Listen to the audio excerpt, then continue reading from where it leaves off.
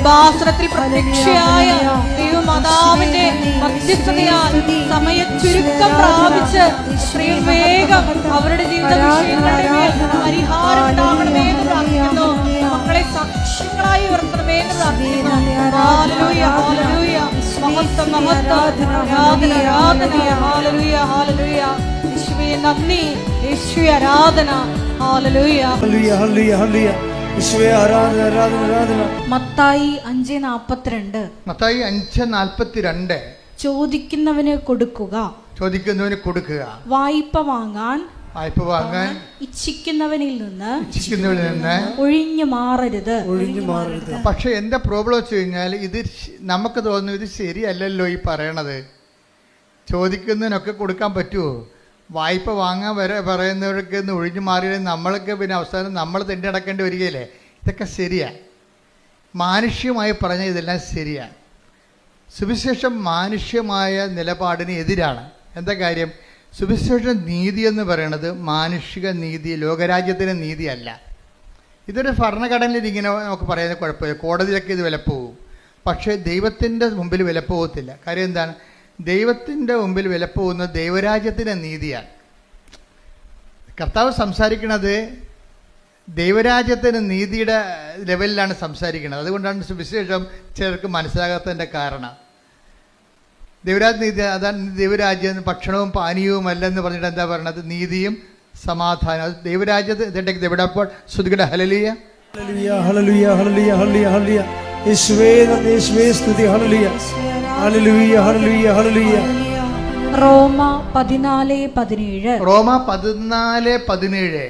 ദൈവരാജ്യം എന്നാൽ, പറഞ്ഞ ദൈവരാജ്യം എന്നാൽ, ദൈവരാജ്യം എന്നാൽ ഭക്ഷണവും പാനീയവുമല്ല, ഭക്ഷണവും പാനീയവുമല്ല, പ്രത്യുത നീതിയും സമാധാനവും, നീതിയും സമാധാനവും പരിശുദ്ധാത്മാവിലുള്ള സന്തോഷവുമാണ്, പരിശുദ്ധാത്മാവിലുള്ള സന്തോഷവുമാണ്. അപ്പൊ ഈ നീതിക്ക് സന്തോഷം നമ്മുടെ ഈ ജഡിക സന്തോഷമല്ല,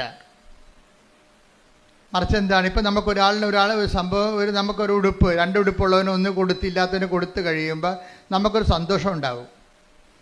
2 സന്തോഷം ഉണ്ടാവും. ഒന്ന് നമ്മുടെ അലമാരി സാധനം പോയി കിട്ടിയില്ല എന്ന സന്തോഷമുണ്ട്. കുറേ സാധനം ഇരിക്കുമ്പോഴേ നമ്മൾ അലമാരി തുറക്കുമ്പോഴേ ഉടുപ്പിനൊക്കെല്ലാം നമ്മളോട് ബഹുമാനമാണല്ലോ, നമ്മുടെ കാൽച്ചോട്ടി വന്ന് വീഴുമല്ലോ അത്. അപ്പോൾ വീട്ടുകാർ വിഷം ഉണ്ടാക്കി, ഇത് ആർക്കും കൊടുക്കാൻ പാടില്ലേ എന്ന് വെച്ചാൽ അപ്പോൾ പറഞ്ഞാൽ നമ്മൾ പറയും ഇത് കണ്ടുമുട്ടേണ്ട ആൾക്കാരെ. ഇപ്പം എല്ലാവർക്കും ആവശ്യത്തിന് ഡ്രസ്സാണെന്ന് നമ്മൾ പറയും. എന്നാലും കുറച്ച് കഴിയുമ്പോൾ അലമാരി തിങ്ങുമ്പോൾ പറയും ഒരു അലമാരി മേടിക്കാം. അലമാരി മേടിക്കുമ്പോൾ കാശ് 30,000-40,000 രൂപയാവും. അതിനേക്കാൾ ഉള്ളത് കൊടുത്തു കഴിഞ്ഞാൽ സ്ഥലം ഉണ്ടാക്കിയാൽ മതിയല്ല. ആ ഒരു സന്തോഷം ഉണ്ടാകും കൊടുക്കുമ്പോൾ. അലമാരി കാലിയാകുവാനുള്ള സന്തോഷം, അത് ജഡിക സന്തോഷമാണ്, ദൈവരാജ്യത്തിൻ്റെ അല്ല. പറഞ്ഞ മനസ്സിലായില്ലേ? ദാനം ചെയ്യുമ്പോൾ നമുക്കുണ്ടാകുന്ന സന്തോഷം, ആ സന്തോഷം ജഡിക സന്തോഷം എന്ന് പറയും. അതെന്താണ്? ലോക അരൂപിയ നയിക്കപ്പെടുന്നതുകൊണ്ട് നമുക്ക് കുറച്ച് സ്ഥലം കിട്ടിയല്ല, അതിന് പുതിയ സാധനം വാങ്ങിക്കാമെന്ന് ഓർക്കുമ്പോൾ നമുക്ക് സന്തോഷമുണ്ട്. അതിൽ ആ ദാനത്തിലുണ്ടാകുന്ന സന്തോഷമാണ്. പക്ഷെ അത് പരിശുദ്ധാത്മാവിലുള്ള സന്തോഷമല്ല. നിങ്ങളീ പറഞ്ഞ പല കാര്യങ്ങളും, നമുക്ക് അനുഭവിക്കുന്ന പല വിഷയങ്ങളും ദൈവവുമായിട്ട് ബന്ധമില്ലാത്തതാണ്. പക്ഷേ ദൈവത്തിൻ്റെ അക്കൗണ്ടിലാണ് നമ്മളിതൊക്കെ അനുഭവിക്കുന്നത്. പക്ഷേ സംഭവം ജഡിക സന്തോഷമാണ്. വളരെ സൂക്ഷ്മതയോടെ കൈകാര്യം ചെയ്യേണ്ട വിഷയമാണ് ദൈവരാജ്യം. അപ്പോൾ ദൈവരാജ്യം എന്ന് പറയുമ്പോൾ ഈ നീതി, അതായത് നീതി എന്ന് പറയുന്നത് ദൈവത്തിൻ്റെ ഒരു നീതിയുണ്ട്. അത് ദൈവത്തിൻ്റെ നീതി മെരിട്ട് നോക്കാതെ ചെയ്യണ നീതിയാണ്. സ്നേഹത്തിൽ നിന്ന് വരുന്ന നീതിയാണത്. ഇപ്പോൾ ഈശോ ക്രൂശിക്കപ്പെട്ടു, ആ നീതി എന്താണ്? അപ്പം നമ്മളെ നീതീകരിച്ചതിൻ്റെ ഒരു നീതിയാണ്. ഇപ്പം നമ്മളുടെ ക്വാളിറ്റി നോക്കിയിട്ടാണ് ദൈവം നമ്മളെ, എല്ലാ ദുഷ്ടന്മാർക്കും ശിഷ്ടന്മാർക്കും വേണ്ടി ദൈവം പാപത്തിന് പരിഹാരം ചെയ്തിട്ടുണ്ട്. അതിലെന്താണ് എക്സ്പെൻഡ് ചെയ്തത്? ഈശോ ചെലവ് ചെയ്തത്, തൻ്റെ ജീവിതം ചെലവ് ചെയ്തപ്പോഴുണ്ടാകുന്നൊരു നീതി എന്താണ്? നമ്മളുടെ മെരിറ്റ് നോക്കിയിട്ടല്ല ചെയ്തിരിക്കുന്നത്. ഇതുപോലെയാണ് മറ്റുള്ളവരുടെ മെരിറ്റ് നോക്കാതെ നമ്മൾ അവർക്ക് വേണ്ടി ചെലവ് ചെയ്യുമ്പോൾ നമുക്ക് പരാതികളോ പരിഭവങ്ങളോ ഇല്ല. എന്താ ഞാനിങ്ങനെ പറഞ്ഞത്, ഈ ജെയ്സൺ എന്ന് പറയുന്ന കക്ഷി അവസാനം പറഞ്ഞു നിർത്തുന്നത് കുറേ കാര്യങ്ങൾ. ജെയ്സൻ്റെ സാക്ഷ്യം എന്ന് പറയുന്നത് ഒരു സുവിശേഷമാണ്. വെച്ചാൽ അവസാനം ഇദ്ദേഹം പറയണത്, ഇപ്പോഴേ ഞാൻ വല്ലാത്ത ഒരു ആത്മസംതൃപ്തി ഞാൻ അനുഭവിക്കുന്നുണ്ട്, ഞാൻ ദൈവത്തിൽ ആനന്ദിക്കുന്നുണ്ട്, ഞാൻ പറയണതെല്ലാം ആത്മീയ കാര്യങ്ങളാണ്, പക്ഷെ നിങ്ങൾ അത് ലോകത്തിൻ്റെ രീതി മനസ്സിലാക്കുന്നത് കൊണ്ട് എൻ്റെ സന്തോഷം നിങ്ങൾക്ക് ട്രാൻസ്ഫർ ചെയ്യാൻ പറ്റത്തില്ലെന്ന്. എന്ത് രസമാണ് ആ സാക്ഷ്യങ്ങൾ. അതായത് ഞാൻ അനുഭവിക്കുന്നൊരു ആത്മീയ സന്തോഷമാണ്. ഇങ്ങനെ ആൾക്കാരെ കണ്ട് തിരക്കി പിടിച്ചൊക്കെ ഞാൻ ചെല്ലുമ്പോൾ എന്നിട്ട് ജെയ്സൺ പറയും, ഇപ്പോഴേ എനിക്ക് തോന്നണത്, അദ്ദേഹത്തിൻ്റെ സ്വന്തം ഇൻട്രോസ്പെക്ഷൻസ് ഒത്തിരി ഉണ്ട് അതിൻ്റെ അകത്ത്. ഇപ്പോൾ തോന്നുന്നത് ഞാൻ എത്തേണ്ടിടത്ത് എത്തിയെന്ന് എനിക്ക് തോന്നണമെന്ന്. എന്തോ ഒരു കണ്ടൻറ്റഡ് ആയിട്ടുള്ള, ഹീസ് സോ കണ്ടൻറ്റഡ്. അതായത് അത് ഒരു ഉടമ്പടി ജീവിതം ഒരു മനുഷ്യൻ നിന്ന്, എനിക്ക് പറഞ്ഞാൽ ആദ്യമായിട്ടാണ് ഉടമ്പടി ആയിട്ട് ഇങ്ങനെ ഒരു സംഭവം, ഒരു ഇൻട്രോസ്പെക്റ്റീവായിട്ടുള്ള ഒരു അസസ്മെൻറ്റ് വരണത്. അദ്ദേഹം പറയണത്, എനിക്ക് തോന്നണത് അദ്ദേഹത്തിൻ്റെ ജീവിത രീതി തന്നെ മാറി. ഇപ്പം ഞായറാഴ്ച പണ്ട് ആദ്യം വൈഫിനെ കൊണ്ട് ഉടമ്പടി എടുപ്പിച്ചുകൊണ്ടിരുന്നത്, വൈഫിനെ കൊണ്ട് ഉടമ്പടി എടുപ്പിച്ച് കഴിഞ്ഞാൽ പുള്ളിക്കാരൻ കൂടെ വന്നതേ ഉള്ളൂ. പക്ഷേ എന്നാ പറ്റിയെന്ന് വെച്ച് കഴിഞ്ഞാൽ വൈഫ് വളരെ കൃത്യമായിട്ട്, ഇവിടെ വിഷയമെന്ന് പറയുന്നത് 3 വിഷയങ്ങൾ ഉടമ്പടിയിലുള്ളത്. ഒന്ന്, അവർക്കൊരു സ്ഥാപനം തുടങ്ങണം. എന്ത്, ഇങ്ങനെ ഷെഫല്ലേ, അപ്പോൾ ഹോട്ടൽ പോലെ ഒരു സ്വന്തമായിട്ട് റെസ്റ്റോറൻറ്റ് തുടങ്ങണം, അതൊന്ന്. രണ്ടാമത്തെ, വൈഫ് നേഴ്സാണ്, അപ്പോൾ അവർക്ക് യൂറോപ്പിൽ എവിടെയെങ്കിലും ഒരു ജോലി കിട്ടണം. അതാണ് അവരുടെ രണ്ട് വിഷയങ്ങൾ. അതാണ് ഒരെണ്ണം ഞാൻ മറന്നുപോയി. 3 സബ്ജക്റ്റ് ഉണ്ട്, അതിൽ 2 ഇതാണ്. ഒന്ന്, വൈഫിൻ്റെ ഒരു ജോലി കിട്ടണം, പുള്ളിക്കൊരു സ്ഥാപനം തുടങ്ങണം. ഇതാണ് ഈ 2 വിഷയങ്ങൾ. അപ്പോൾ ഈ വിഷയത്തിൽ വൈഫിനെ കൊണ്ട് ഉടമ്പടി എടുപ്പിച്ചു. വൈഫാണെങ്കിൽ അത് വളരെ സുന്ദരമായ രീതിയിൽ കർക്കശമായിട്ടും കൃത്യമായിട്ടും ക്ലിപ്തമായിട്ടും ഈ വിഷയം ഉടമ്പടി അനുഷ്ഠിച്ച് ജീവിക്കുകയാണ്. കൂടെ വന്നതിൻ്റെ പേരിൽ എനിക്ക് വൈഫ് ചെയ്യുന്നുണ്ടല്ലോ എന്ന് വിചാരിച്ചുകൊണ്ട് പുള്ളിക്കാരൻ ഇങ്ങനെ എലൂഫായിട്ട് നിൽക്കുകയാണ്. അതിനോട് ഡയറക്റ്റ് ഇൻവോൾവ് അല്ല ആൾ, ഡയറക്റ്റ് അതിൻ്റെ അകത്ത് ഇൻവോൾവ് അല്ല.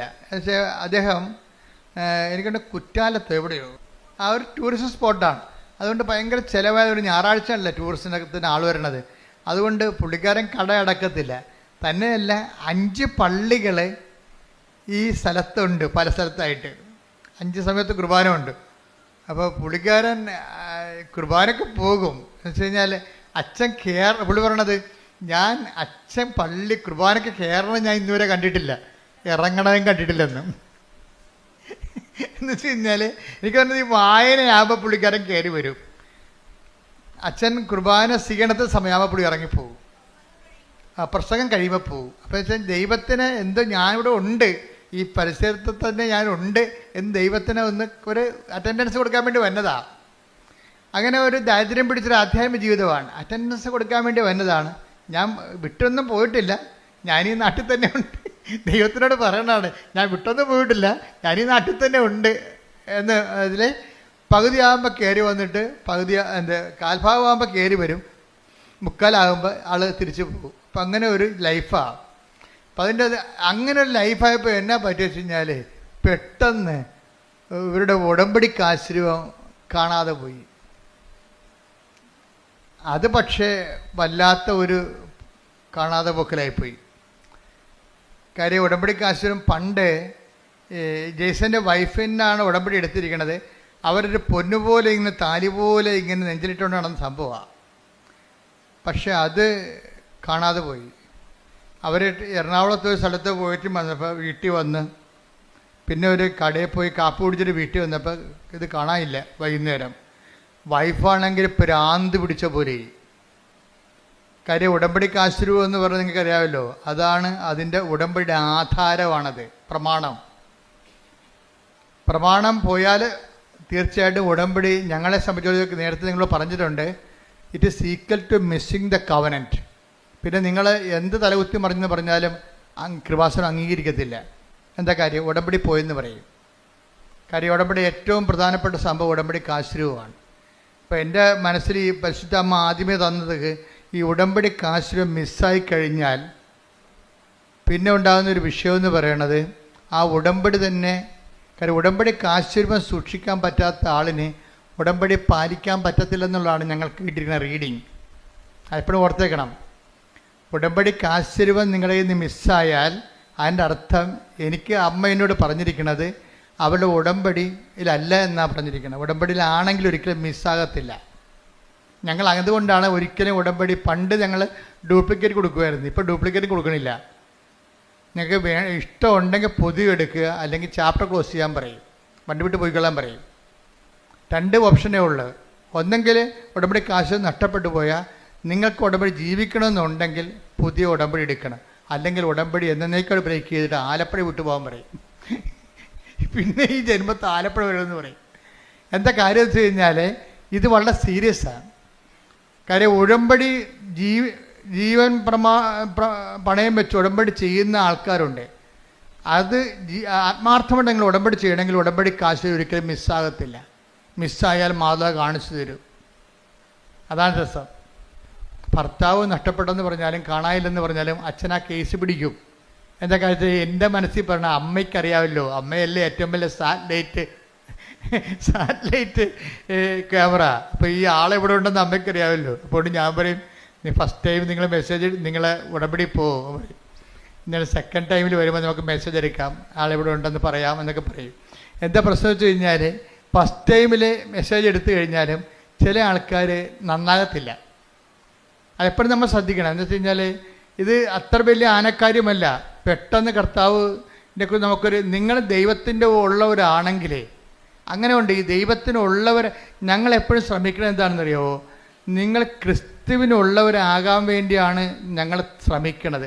2 തരം മനുഷ്യരുണ്ട്, ക്രിസ്തുവിനുള്ളവരും ഉണ്ട്, ക്രിസ്തുവിനില്ലാത്തവരും ഉണ്ട്. ഈ ഉള്ളവരോടാണ് പെട്ടെന്ന് ഈ ഉടമ്പടിയുടെ ഗുണം.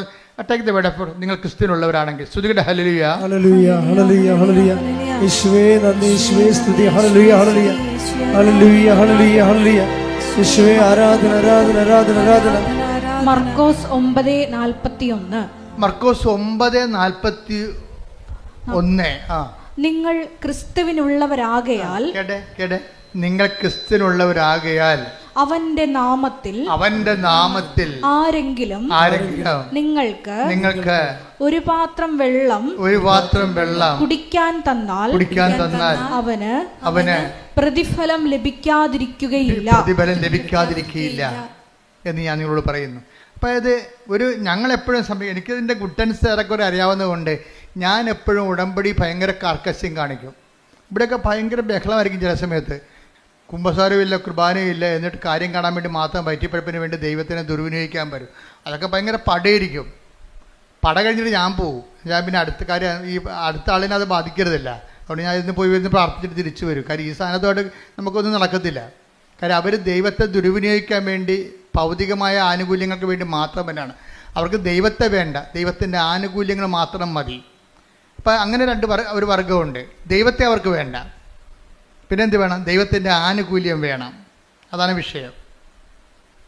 അവനെ ഒരിക്കൽ ക്രിസ്തീയ വിശ്വാസം ഉപേക്ഷിച്ചവരൊന്നും ഞാൻ മോണിറ്റർ ചെയ്യത്തില്ല. കാര്യം ക്രിസ്തീയ വിശ്വാസം കർത്താവ് വിശുദ്ധമായ രക്തത്താൽ അവൻ്റെ രക്തം കൊടുത്ത് വീണ്ടെടുത്തിട്ട് ദൈവം സൗജന്യ ദാനമായിട്ട് നൽകിയതാണത്. ആരെങ്കിലും കണ്ണി കാണുന്നതിനെ കണ്ടപ്പോൾ തന്നെ ഈ വിശ്വാസം നഷ്ടപ്പെടുത്തിക്കൊണ്ട് അവൻ്റെ പുറകെ പോയിട്ട് നാളെ ഇവിടെ വന്ന് സാക്ഷ്യം പറയാൻ പറഞ്ഞാൽ ഐ വിൽ നോട്ട് അലവ്. എന്താ അലവ്? അക്രൈസ്തവർ വരുമ്പോൾ ഞാൻ അക്സെപ്റ്റ് ചെയ്യും. പക്ഷേ വിശ്വാസം കിട്ടിയവൻ ഒരിക്കൽ ആ വിശ്വാസം ഏതെങ്കിലും മാംസളമായ കാര്യം, കുറച്ച് കൊള്ളാവുന്നൊരു മാംസത്തെ കണ്ടപ്പോൾ, കുറച്ച് കൊള്ളാവുന്ന ജോലിയുള്ളവനെ കണ്ടപ്പോൾ ക്രിസ്തീയ വിശ്വാസം നഷ്ടപ്പെടുത്തിയിട്ടുള്ള ആൾക്കാരുണ്ട്. അവരെ സംബന്ധിച്ചിടത്തോളം അടുത്തറയ്ക്കാനെ സമ്മതിക്കത്തില്ല. എന്താ കാര്യം? അവർക്ക് അനുതാപം ഉണ്ടാകണം. വേറെ ഒരു വഴി അവിടെ മുമ്പിലില്ല. അവർക്ക് ഈ വിഷയത്തെക്കുറിച്ച് തങ്ങൾ ആത്മാവിനും അതായത് അവിടെ രക്തത്തിൽ പെടുന്ന കുഞ്ഞുങ്ങളെ വിശ്വാസം വളർത്താൻ അവർക്ക് കഴിഞ്ഞിട്ടില്ല. അതിനുള്ള സാഹചര്യം ഒരുക്കാരൊക്കെ പറ്റിയിട്ടില്ല. അതുകൊണ്ട് തന്നെ അവർക്ക് ആധ്യാത്മികമായ ബാധ്യതയുണ്ട്. എന്ന് വെച്ചാൽ അവർ രക്ഷപ്പെടത്തിലൊന്നും ഞാൻ പറയത്തില്ല. പക്ഷെ അവർക്ക് എന്ത് ചെയ്യണം? അവർക്ക് ഈ വിഷയത്തെക്കുറിച്ച് അനുതാപം ഉണ്ടാകണം. കാര്യം ഞാൻ ഒരിക്കൽ പ്രകാശം ലഭിച്ച ഒരാളാണ് ഞാൻ. ആ പ്രകാശത്തെ ഞാൻ നഷ്ടപ്പെടുത്തി. എന്താണ്? ഒരു ലൈൻ അടിച്ച് ലവ് അടിച്ച് അവരെ കണ്ടപ്പോൾ കർത്താവിനെ അവൻ മറന്നു. അപ്പോൾ നിങ്ങൾ പറയും, ഓ ഞാൻ കർത്താവിനൊന്നും മറന്നിട്ടില്ല, ഞാൻ ഇപ്പോഴും പ്രാർത്ഥിക്കുന്നുണ്ട്. നിങ്ങളറിയാമല്ലോ, നിങ്ങൾക്ക് നിങ്ങളുടെ രക്തത്തിൽ പെടുന്ന കുഞ്ഞിനെ, വിവാഹത്തിലുണ്ടാകുന്ന കുഞ്ഞുങ്ങളെ പുണ്യപൂർണ്ണം വളർത്താൻ വേണ്ടിയാണ് വിവാഹം സഭയിൽ സ്ഥാപിച്ചിരിക്കുന്നത്. നിങ്ങളുടെ കുഞ്ഞുങ്ങളെ വിശ്വാസത്തെ വളർത്താൻ പറ്റാത്തൊരു സാഹചര്യമാണ് മുന്നിൽ കണ്ടതെന്നുണ്ടെങ്കിൽ നിങ്ങൾക്കൊരു തീരുമാനം എടുക്കണം. ഒന്നുകിൽ നിത്യത അല്ലെങ്കിൽ അനുദിന ജീവിതം. നിങ്ങൾ അനുദിന ജീവിതത്തിന് നിത്യതയ്ക്കുള്ള പ്രാധാന്യം കൊടുത്തിട്ടുണ്ടെങ്കിൽ പിന്നെ യേശുക്രിസ്തു മുമ്പിൽ വരാൻ നിങ്ങൾക്ക് എന്താണ് കാരുണ്യം? പിന്നെ വയറ്റിപ്പഴപ്പിനോ? അത് നിങ്ങൾ വാങ്ങിച്ചുകൊണ്ട് പോയിക്കോളൂ. അതുകൊണ്ട് ഐ വിൽ നോട്ട് അലൗ. അത് എപ്പോഴും ശ്രദ്ധിക്കണം. നിങ്ങൾക്ക് ജീവിതകാലം മുഴുവൻ ഈ വിഷയത്തെക്കുറിച്ച് കർത്താവ് നൽകിയ ചൈതന്യം, കർത്താവ് നൽകിയിട്ടുള്ള വിശ്വാസം പാരമ്പര്യമായിട്ട് കിട്ടിയാലും ദൈവത്തിൻ്റെ അനന്തമായ കാരുണ്യം കൊണ്ടല്ല കിട്ടിയത്. അപ്പോൾ കുറച്ചുകൂടി അതിനോട് നമ്മൾ കഷ്ടപ്പെട്ടിട്ടല്ല, നമുക്ക് സൗജന്യമായിട്ട് ദൈവം ദാനം തന്നിട്ടുണ്ടെങ്കിൽ, ക്രൈസ്തവ മാതാപിതാക്കന്മാരെന്ന നിലയിൽ അവരിൽ നിന്ന് നമ്മൾ ജനിച്ചത് കൊണ്ടാണ് നമുക്ക് വിശ്വാസം കിട്ടിയിട്ടുണ്ടെങ്കിൽ ആ വിശ്വാസത്തിന് നമ്മൾ കഷ്ടപ്പെട്ട് നേടിച്ച വിശ്വാസത്തെക്കാൾ വിലയുള്ളതാണ്. എന്താ കാരണം? ദൈവം അത് നമുക്ക് സൗജന്യ ദാനമായി തന്നിട്ടുണ്ടെങ്കിൽ ആ സൗജന്യ ദാനത്തിന് ദൈവത്തിൻ്റെ 100% ദൈവത്തിൻ്റെ കൃപയാണ്. എൻ്റെ വിശ്വാസം ഒന്ന് മനസ്സിലാക്കിയാൽ ആ വിശ്വാസത്തിന് മാനിച്ചുകൊണ്ട് ജീവിക്കാൻ ഞാൻ ബാധ്യതയുള്ളവനാണ്. അഥവാ എനിക്കത് ബാധ്യതയില്ല എങ്കിൽ, ഞാൻ ഇട്ടെറിഞ്ഞ് പോയിട്ടുണ്ടെങ്കിൽ, നിങ്ങൾ എറിഞ്ഞു കളഞ്ഞിരിക്കണം നിങ്ങളുടെ നിത്യതയും നിങ്ങളുടെ ആത്മാവിനുമാണെന്നുള്ള ബോധ്യം ഉണ്ടാകണം. അതേക്കുറിച്ച് നിങ്ങൾ അനുതപ്പിക്കണം. ശ്രദ്ധിക്കട്ടെ. ഹല്ലേലൂയ, ഹല്ലേലൂയ, ഹല്ലേലൂയ, ഹല്ലേലൂയ, ഹല്ലേലൂയ, ഹല്ലേലൂയ, പരമദിവ്യകാരുണ്യത്തിന് ആരാധനയും സ്തുതിയും പുകഴ്ചയും ഉണ്ടാകട്ടെ. അങ്ങനെയുള്ള ചുറ്റുപാട് ജീവിക്കുന്നവർക്ക് സാക്ഷ്യം, അങ്ങനെയുള്ള ചുറ്റുപാട് ജീവിക്കുന്നവർക്ക് ഉടമ്പടി എടുക്കാം. കാര്യം ഉടമ്പടിയിൽ അനുതാപത്തിൻ്റെ കണ്ടന്റ് ഉണ്ട്. അതുകൊണ്ടാണ് അങ്ങനെയുള്ള ചുറ്റുപാട് ജീവിക്കുന്നവർക്ക് ഉടമ്പടി എടുക്കാൻ ഞാൻ അനുവദിച്ചിട്ടുണ്ട്. എന്താ കാര്യം? ഉടമ്പടിയിൽ അനുതാപത്തിൻ്റെ കണ്ടന്റ് ഉള്ളതാണ്.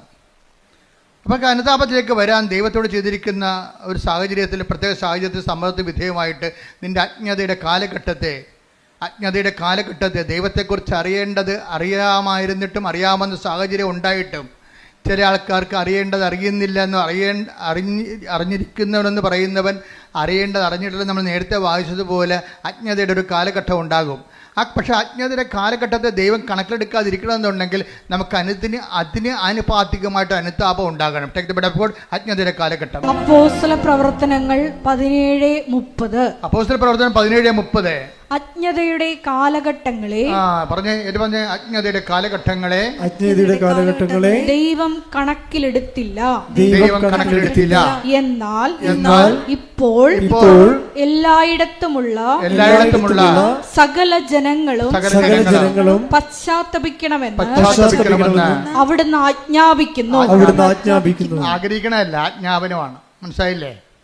ആത്മരക്ഷയുടെ ഭാഗമായതുകൊണ്ടാണ് ഇത് ആജ്ഞാപനം വന്നത്. അല്ലെങ്കിൽ ആഗ്രഹിച്ചാൽ മതി. അജ്ഞതയുടെ കാലഘട്ടത്തിൽ ദൈവം കണക്കിലെടുത്തില്ല. പക്ഷേ എന്താ പ്രശ്നം? ഇപ്പോഴാകട്ടെ എല്ലായിടത്തുമുള്ള എല്ലാവരുമാണ്. ആർക്കും ഒഴിവൊഴിവില്ല. എല്ലായിടത്തുമുള്ള എല്ലാവരും അനുതപിക്കണമെന്ന് അവിടുന്ന് ആജ്ഞാപിക്കുന്നു. നിന്റെ ഒരു ദുരന്തം ദൈവത്തിൻ്റെ ആജ്ഞാപനമായിട്ട് നീ തിരിച്ചറിയണം. ഇപ്പം കാശുരം കളഞ്ഞു പോയതൊരു ദുരന്തമാണ്. ആ ദൈവത്തിൻ്റെ ആജ്ഞാപനമായിട്ട് അയാൾ തിരിച്ചറിയണം.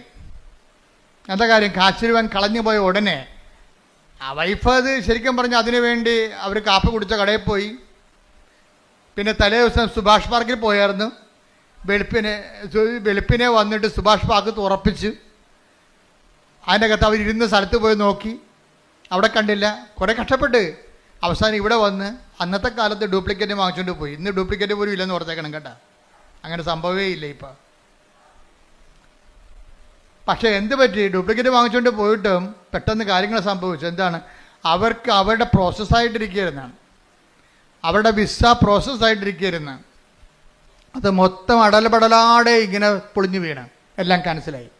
പിറ്റേ ദിവസം അവരയച്ച പത്രം, പിറ്റേ ആഴ്ചയിൽ അവരയച്ച മുഴുവൻ അപേക്ഷ റിജക്റ്റ് ചെയ്ത് അതുപോലെ തന്നെ കൊറിയറിൽ തിരിച്ചു വന്നു. ഇയാൾ ആശ്രയം വെച്ചുള്ള കടകളിൽ കച്ചവടം കുറഞ്ഞു. നോക്കിയാൽ എല്ലാം, അതായത് നമ്മൾക്ക് വരാൻ പോകുന്ന ദുരന്തമാണ്. അജ്ഞതയുടെ കാലഘട്ടത്തിൽ ദൈവം കണക്കിലെടുത്തില്ല. എന്നാൽ ഇപ്പോൾ എല്ലായിടത്തുമുള്ള എല്ലാവരും അനുതപിക്കണമെന്ന്. ഒരു ദുരന്തം വരുമ്പോൾ അനുതാപമാണ് ഉദ്ദേശിക്കുന്നത്. ദുരന്തത്തിൽ എല്ലാ ചെറിയ ഒരു വിശപ്പ് പോലും ഒരു ദുരന്തമാണ്. ഒരു രോഗം പോലും ഒരു ദുരന്തമാണ്. അതുകൊണ്ടല്ലേ 13:4 വായിച്ചോളൂ ലൂക്കായുടെ സുവിശേഷം. ശ്രദ്ധിക്കട്ടെ. ഹല്ലേലൂയ, ഹല്ലേലൂയ, ഹല്ലേലൂയ, ഹല്ലേലൂയ. യേശുവേ നന്ദി. ഹല്ലേലൂയ, ഹല്ലേലൂയ, ഹല്ലേലൂയ, ഹല്ലേലൂയ, ഹല്ലേലൂയ, ഹല്ലേലൂയ, ഹല്ലേലൂയ, ഹല്ലേലൂയ. സിലോഹായിലെ ഗോപുരം ഇടിഞ്ഞു വീണ്. ദുരന്തം പിന്നെ കണ്ട 13:4 എന്താ പറയണത്? ഏറ്റു പറഞ്ഞ സിലോഹായിലെ ഗോപുരം ഇടിഞ്ഞു വീണ് കൊല്ലപ്പെട്ട ആ 18 പേർ അന്ന് ജെറുസലേമിൽ വസിച്ചിരുന്ന എല്ലാവരെയും കുറ്റക്കാരായിരുന്നു എന്ന് നിങ്ങൾ വിചാരിക്കുന്നുണ്ടോ? അല്ല എന്ന് ഞാൻ പറയുന്നു. പശ്ചാത്തപിക്കുന്നില്ലെങ്കിൽ നിങ്ങൾ എല്ലാവരും അതുപോലെ നശിക്കും. ദുരന്തത്തിന്റെ ഉദ്ദേശം എന്താണ്? പശ്ചാത്താപമാണ്. സിമ്പിൾ അല്ലേ? ക്രിസ്തുവിന്റെ കാലത്ത് സംഭവിച്ച ഒരു വർത്തമാനകാല ന്യൂസാണത്, വർത്തമാനം. അന്ന് സിലോഹയിലെ ഗോപുരം വീണ് കുറച്ച് പേര് മരിച്ചു. ആ വാർത്ത കർത്താവിനോട് പറഞ്ഞപ്പോൾ കർത്താവ് എന്താ പറഞ്ഞത്? അവരെല്ലാവരെക്കാൾ പാപികളാണെന്ന് ഞാൻ കരുതണില്ല, പക്ഷെ പശ്ചാത്താപിച്ചില്ലെങ്കിൽ നിങ്ങളുടെ അവസ്ഥയും ഈ ദുരന്തം ക്ഷണിച്ചു വരുത്തിയിരിക്കും ചെയ്യണതെന്ന്. ആ സത്യമായ ദൈവത്തിൻ്റെ തിരുസന്നിധി വരുമ്പോൾ ദൈവം നമ്മളെ വഴി നടത്താൻ വേണ്ടി നമുക്കൊരു നമ്മുടെ ജീവിതത്തിൽ നമ്മളെ വിവേചിച്ച് എന്തെങ്കിലും ഇപ്പം നിങ്ങൾ എന്തെങ്കിലും ഒരു ദുരന്തം എന്ന് പറയുമ്പോൾ മുഴുവനും മരണമാണെന്ന് ചിന്തിക്കേണ്ട കാര്യമില്ല. നമ്മുടെ വിശ്വാസം റിജക്റ്റ് ചെയ്യണത് ഒരു ദുരന്തമാണ്. പരീക്ഷയ്ക്ക് ഒരു വിഷയം കാണാതിരിക്കണത് ഒരു മൊഡ്യൂൾ കിട്ടാതിരിക്കണ ഒരു ദുരന്തമാണ്. കാര്യം വീണ്ടും നമ്മൾ റിപ്പീറ്റ് ചെയ്യണ്ടേ, വീണ്ടും കാശ് മുടക്കണ്ടേ. അപ്പോൾ എല്ലാ വിഷയങ്ങളെയും ബൈബിൾ കാണിക്കുന്ന ട്രാജഡീസിനെ എല്ലാത്തിനെയും ഇതുപോലെയുള്ള പരാജയങ്ങളെല്ലാത്തിനെയും ഇതുപോലെ ദൈവം പശ്ചാത്താപത്തിലേക്കാണ് ക്ഷണിക്കണത്. ഇപ്പം എന്താ, ഇവിടെ കാശിനെ കളഞ്ഞുപോയി, അതൊരു ദുരന്തമാണ് ശരിക്കും പറഞ്ഞാൽ. കാശിനെ കളഞ്ഞുപോയി, അതോടുകൂടി ദുരന്തം പുറപ്പെടാൻ സംഭവിക്കും. വിസ പോയി, വിസ എല്ലാം തിരിച്ചു വന്നു. അതുപോലെ തന്നെ ഹോട്ടലിൻ്റെ അകത്ത് കച്ചവടം കുറഞ്ഞു. അപ്പം അതിന് ജെയ്സൺ പറയണേ എങ്ങനെയാ വെച്ച് കഴിഞ്ഞാൽ ഭാര്യ ഉടമ്പടി ജീവിക്കുന്നുണ്ടെങ്കിലും ഞാൻ ആ വീട്ടിൽ താമസിക്കുന്നുണ്ടല്ലോ, എനിക്കാണെങ്കിൽ ഒരു കുഴപ്പമുണ്ട്, വാ പിടിച്ചാൽ ഞാൻ തെറി പറയുമെന്ന്. അധികം ഓർക്കൊന്നും. അതായത് ഭാര്യ ഉടമ്പടി എടുത്തിട്ടും ഭർത്താവ് തെറി പറയണത്, കാര്യം പുള്ളിക്കാരൻ ആൾക്കാരെ കൊണ്ട് അനുവദിപ്പിക്കണമെന്നുണ്ടെങ്കിലേ, ഇപ്പം ഈ നമ്മുടെ ഭായിമാരല്ലേ ഇപ്പം നമ്മുടെ ഹോട്ടലിലൊക്കെ ഉള്ളത്, അപ്പം നമുക്ക് ഹിന്ദി അറിയാൻ പറ്റില്ല, പിന്നെ തെറിയല്ലേ പറയാൻ പറ്റത്തുള്ളൂ. ഇതാണ് ഇവിടുത്തെ അവസ്ഥ. ഹിന്ദി അറിയാൻ പറ്റാത്ത കൊണ്ട് അവനെ പറഞ്ഞു താമസിക്കാൻ വേണ്ടി തെറി പറയും. അപ്പം ഇങ്ങനെയൊക്കെ ഇതൊന്നും സുവിശേഷമായിട്ട് ജീവിക്കാൻ പറ്റത്തില്ല. നിങ്ങൾ ദ്വയാർത്ഥ പ്രയോഗങ്ങൾ, പിന്നെ വെച്ചുള്ള സംസാരങ്ങൾ, അതുപോലെ തന്നെ എന്താണ് ദൈവത്തിന് നിരക്കാത്ത ഈ സംസാരത്തിനകത്ത് വരുന്ന പാകപ്പിഴകൾ, ഇതൊക്കെ നിങ്ങൾ ശ്രദ്ധിക്കണം വളരെയായിട്ട്. കാര്യം നിങ്ങൾ സുവിശേഷം വായിക്കുകയും സുവിശേഷം പറയുകയും ചെയ്യുന്ന നാവിനെ കൊണ്ടാണ് നിങ്ങൾ ഇതുപോലെയുള്ള. അതുകൊണ്ട് ഈ വിഷയത്തിലൊക്കെ എല്ലാം ദൈവം കുറച്ച് ശരിയാകും, കുറച്ച് ശരിയാകത്തില്ലെന്നല്ല. ദൈവത്തിൻ്റെ ഒരു പ്രശ്നം എല്ലാം ശരിയാകണമെന്ന് തന്നെയാണ്. അപ്പം അതുകൊണ്ട് പ്രാർത്ഥിക്കുക, കർത്താവായ ദൈവമേ, ഉടമ്പടി ഒരു ജീവിതക്രമം എന്ന നിലയിലെ വിശുദ്ധിയോടെ ജീവിക്കുവാൻ എന്റെ ജീവിതത്തിൽ വന്നു പോയിട്ടുള്ള അപരാധങ്ങൾക്ക് അനുതാപത്തോടെ ജീവിക്കുവാൻ എനിക്ക് പശ്ചാത്താപത്തിന്റെ അഭിഷേകം നൽകണമേ. ശ്രദ്ധിക്കട്ടെ.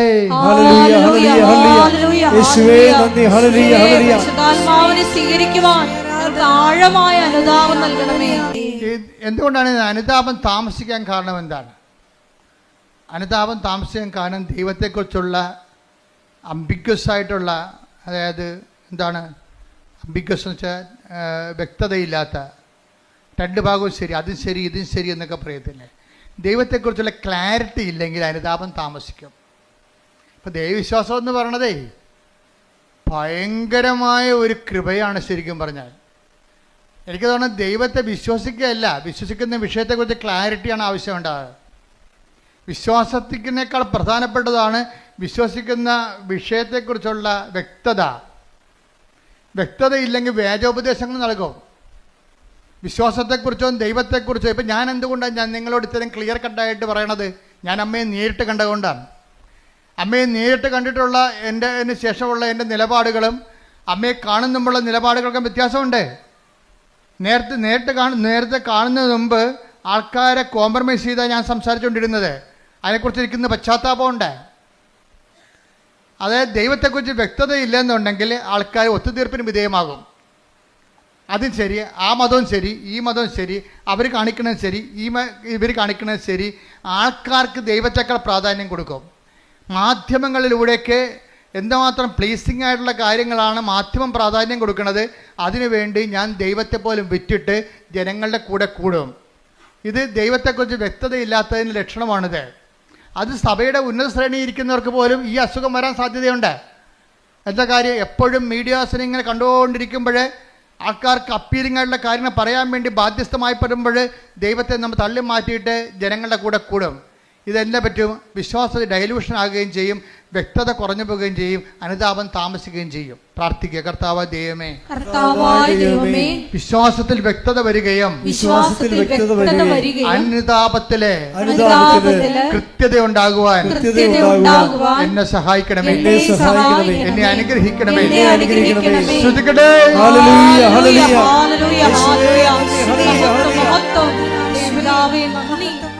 അനുതാപത്തെക്കുറിച്ച് എന്തുകൊണ്ടാണ് അനുതാപം ജനിക്കാത്തതിൻ്റെ കാരണം എന്തുകൊണ്ടാണ്?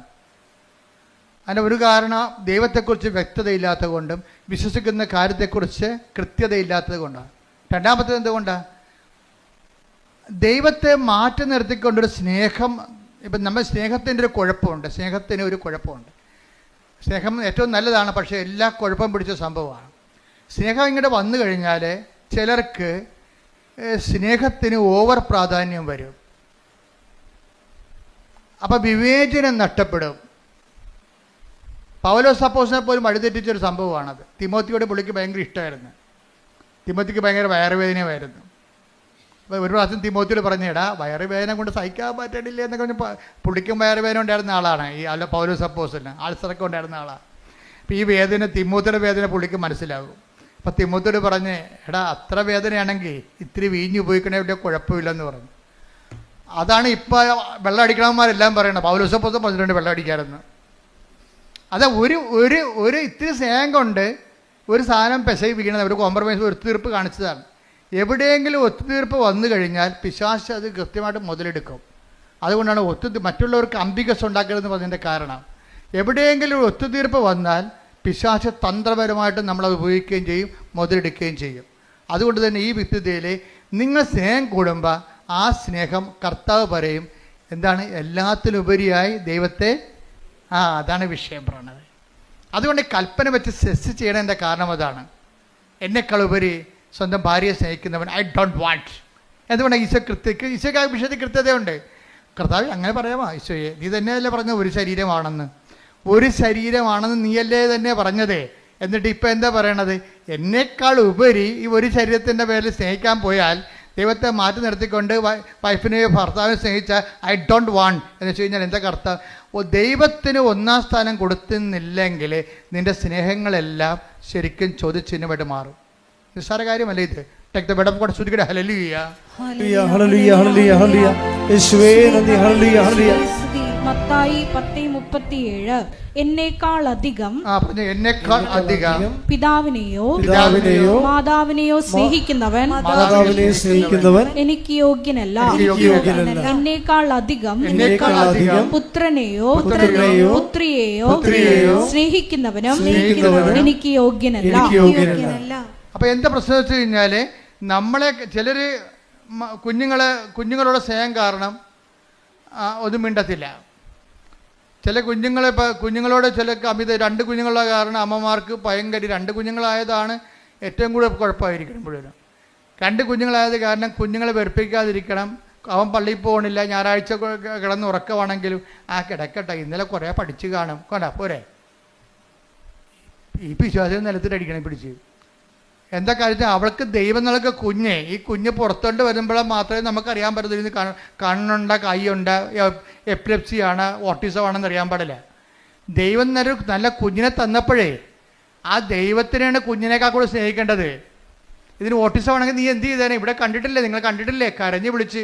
എനിക്ക് അവരോട് കാണുമ്പോൾ സങ്കടം തോന്നും. എന്ന് വെച്ച് കഴിഞ്ഞാൽ എനിക്ക് അരമണിക്കൂർ സഹിക്കാൻ പറ്റില്ല കുഞ്ഞു കിടന്ന് ബഹളം ഉണ്ടാക്കുന്നത്. ഇവിടെയുള്ള എല്ലാ രോഗികളെയും അവർ ഡിസ്റ്റർബ് ചെയ്യും.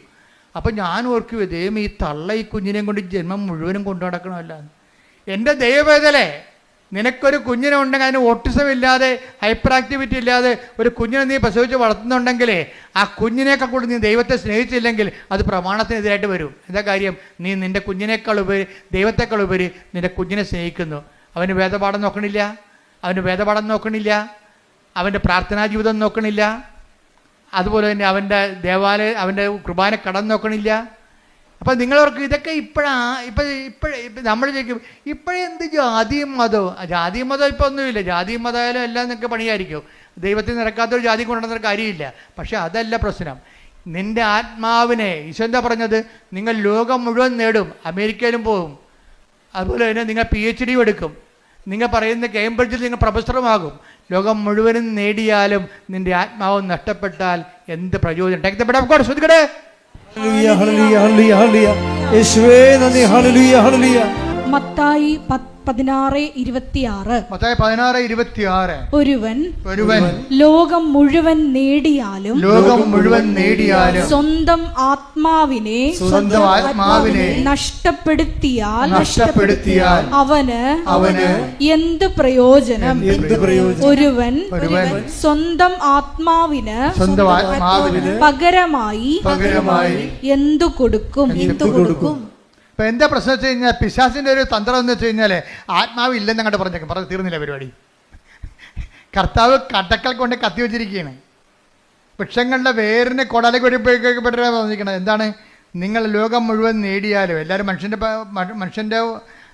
പരക്കം പാച്ച എന്താണ്? അവൻ ആഗ്രഹിക്കുന്ന ലോകം, അവൻ ഉദ്ദേശിക്കുന്ന ലോകം, അവൻ സങ്കല്പിക്കുന്ന ലോകം നേടാൻ വേണ്ടിയല്ലേ? നിങ്ങൾ ഉടമ്പടി എടുത്തിരിക്കുന്ന ഒരു ഉദ്ദേശം എന്താണ്? നിങ്ങൾ സങ്കല്പിക്കുന്ന ലോകം നേടാൻ വേണ്ടിയാണ്. പക്ഷെ കർത്താവ് ചോദിക്കുന്നത് എന്താണ്? ഈ സങ്കല്പിക്കുന്ന നിയോഗങ്ങളെല്ലാം നിറവേറിയാലും ആത്മാവ് നഷ്ടപ്പെട്ടാൽ എന്ത് പ്രയോജനം? അഥവാ ആത്മാവിന് പകരമായി നീ എന്ത് കൊടുക്കും? ശ്രുതികടെ ഹല്ലേലൂയ, ഹല്ലേലൂയ, ഹല്ലേലൂയ, ഹല്ലേലൂയ, ആരാധന, hallelujah, hallelujah. Praise the Lord. അപ്പൊ ദൈവം ചിലപ്പോൾ നമ്മൾ ഒരു വീട്ടിലെ ഒരാളെങ്കിലും ഉണ്ടെങ്കിൽ, ഞാൻ പണ്ട് പറയുമായിരുന്നു, നീ ഒരാളെങ്കിലും നിൻ്റെ വീട്ടിലുണ്ടെങ്കിൽ, ദൈവമായിട്ട് ബന്ധമുള്ള ഉണ്ടെങ്കിൽ ദൈവം ആ വീടിനെ കളയത്തില്ല. അതുകൊണ്ടാണ് ഞാൻ ആരെങ്കിലും ഒരാളെങ്കിലും ഉണ്ടെങ്കിൽ ആ വീട് അക്സെപ്റ്റ് ചെയ്യുന്ന കാര്യം എന്നാണ്. ഇപ്പോൾ നിങ്ങൾ 4 പേരുണ്ട്, അത് 3 പേരും പോക്കാണെന്ന് വിചാരിച്ചോ, ഒരാളവിടെ ഉണ്ട്. ആ ഒരാളെ പ്രതി ദൈവം ആ വീട് കളയത്തില്ല. ഇപ്പം എൻ്റെ വൈഫിൻ്റെ കാശും കളഞ്ഞ്, വൈഫിൻ്റെ ജോലിയും പോയി, അവിടെ വീടെല്ലാം കൂപ്പ് കുത്തുകയാണ് ഇപ്പോൾ ജെയ്സൻ്റെ. അപ്പോൾ ജെയ്സൻ്റെ വീട് കൂപ്പ് കുത്തിയപ്പോൾ ജെയ്സൻ്റെ ശ്രദ്ധയിൽപ്പെട്ട് ഈ സംഭവം എല്ലാം കൈവിട്ട് പോകണമല്ല എന്ന് വിചാരിച്ച്. അപ്പോഴും ഒരാൾ കറങ്ങിത്തിരിഞ്ഞ് ഇയാളെ വീട്ടിൽ വരും. അമ്മ അങ്ങനെ ആളെ സെൻഡ് ചെയ്യും, ഒരാളെ സെൻഡ് ചെയ്യും. അപ്പോൾ ജെയ്സൻ്റെ വീട്ടിൽ വന്നപ്പോൾ ജെയ്സൺ പറഞ്ഞു, ഇപ്പോൾ ഭയങ്കര വലിച്ചിലാ, എൻ്റെ വൈഫിൻ്റെ ജോലിയെല്ലാം റിജക്റ്റായി, പിന്നെ എൻ്റെ ജോലിയും ശരിയാകണില്ല, ഞാൻ ട്രൈ ചെയ്തിട്ടും കിട്ടണില്ല, കടയൊക്കെ വിൽക്കാൻ പോവുകയാണ് എന്ന് പറഞ്ഞു. അപ്പോൾ ഉടനെ അയാൾ പറഞ്ഞേ, കൃപാസനത്തിൽ പോയായിരുന്നു, ഉടമ്പടി എടുത്തായിരുന്നു. ആരെടുത്ത്? വൈഫാണ് എടുത്തിരിക്കണത്. അപ്പോൾ ഉടനെ ഈ ആ കൂട്ടുകാരൻ പറയവേ, ഏയ് നീയല്ലേ എടുക്കേണ്ടതല്ലേ, വൈഫല്ലല്ല എടുക്കേണ്ടത്. തെറ്റിപ്പോയി, എടുത്തപ്പോൾ തെറ്റിപ്പോയി. ജെയ്സൺ ഈ സമയത്ത് സ്കൂട്ടായതാണ്. വൈഫിൻ്റെ പെടലേക്ക് വെച്ചിട്ട് അവളെ ഉപവസിക്കണ്ട, ഞാനിങ്ങനെ തോന്നിയ ദിവസം തെറിയും പറഞ്ഞ് നടക്കുന്ന ആളല്ലേ. അതുകൊണ്ട് വൈഫിനെ കൊണ്ട് എടുപ്പിച്ച്. പക്ഷേ ഉടമ്പടി ഇവിടെ അക്സെപ്റ്റ് ആയിട്ടില്ല, കാശുരൂപം കാണാതെ പോയി. കാര്യം എന്താ? ഈ ഉടായ്പ് ജെയ്സൻ്റെ കയ്യിൽ ഈ ഉടായ്പിരിപ്പുണ്ട്. എന്താ കാര്യം? വൈഫിനെ കൊണ്ട് ഉടമ്പടി എടുപ്പിച്ചിട്ട് പുള്ളിക്ക് കൈ നനയാതെ മീൻ പിടിക്കണം.